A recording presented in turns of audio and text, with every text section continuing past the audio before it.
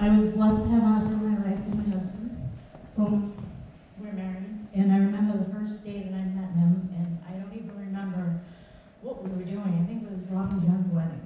And he came, we were staying in a hotel, and he thought that he was going to be greeted by my husband. So when I opened the door, he's like, oh, like shocked. He's like, you're so pretty, you're so pretty, you're so pretty. And he's like, turn around and run down the hallway. I'm like, where are you going? Wait a minute, what are you doing? He's like, but you're so pretty. I'm like, get over here. I'm like, you got the right room, get over here. He's like, well, you're not Brian. I'm like, I should hope not.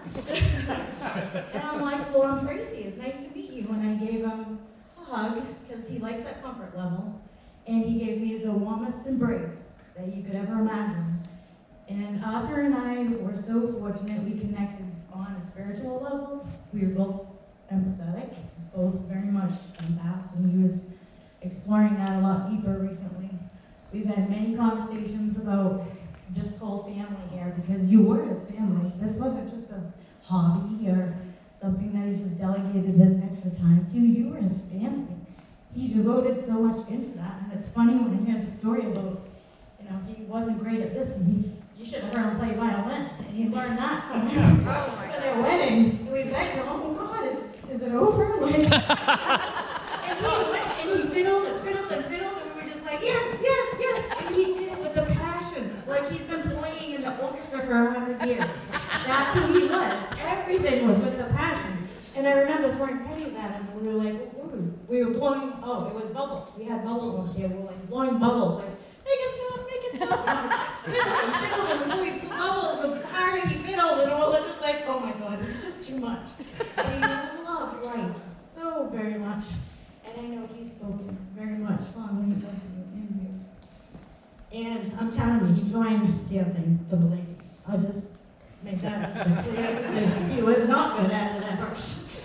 And he was so excited because he felt so embraced by everybody, because that's who he was. And Arthur was the type of person that it wasn't just a face level conversation or a face level relationship.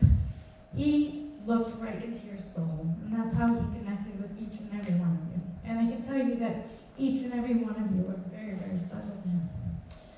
And he's so gonna be missed. And I've already seen the signs here and here. I can hear his laugh, like it said SpongeBob.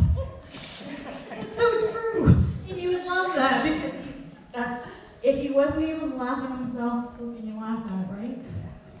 But honestly, he was so passionate about life, and he lived it so hard and so fast forward. He loved every minute of it. He loved everyone that was in his life passionately, truly, and soulfully. And I don't think he would have asked for a better life.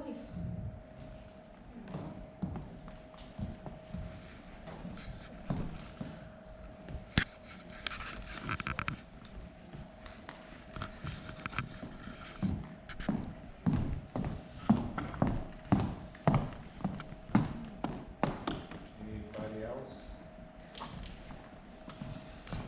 Oh, one more. Just one. You got more candles, right? Yeah. So we need 1, 2, 3, 4, 5, 6, 7 more people.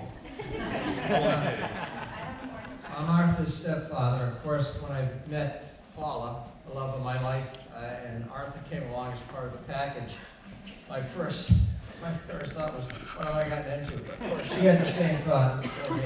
But we always knew, we always had all the holidays at our house, always knew when Arthur walked in the front door. I'd be in the kitchen, but I knew when Arthur went in the front door, because the place just lit up. Everybody there was just so happy to, have him there. You knew Arthur was around.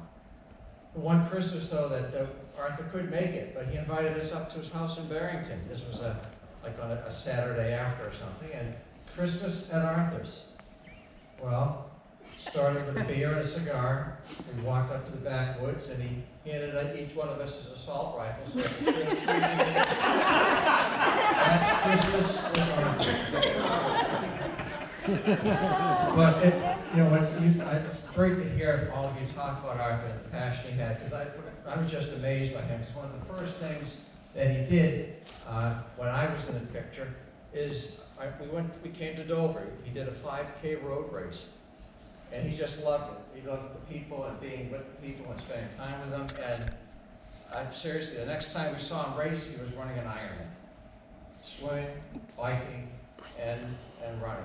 And he did several of those. So he put his, like you said, there was no speed limiter on him. He was fast forward all the time.